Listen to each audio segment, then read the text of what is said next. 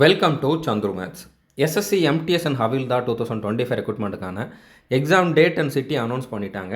உங்களுக்கு எந்த டேட்டில் எந்த சிட்டியில் எக்ஸாம் போட்டிருக்காங்க அப்படிங்கிறத எப்படி செக் பண்ணலாம் அப்படிங்கிறத வீடியோ நம்ம வந்து பார்க்க போகிறோம்.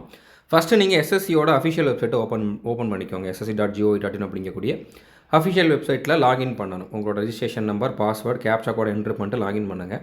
லாகின் பண்ணதுக்கப்புறம் கொஞ்சம் கீழே வந்தீங்க அப்படின்னா உங்களோட ப்ரொஃபைலில் கொஞ்சம் கீழே வந்தீங்கன்னா அட்மிஷன் சர்டிஃபிகேட் அப்படின்னு சொல்லி ஒரு ஆப்ஷன் இருக்கும்.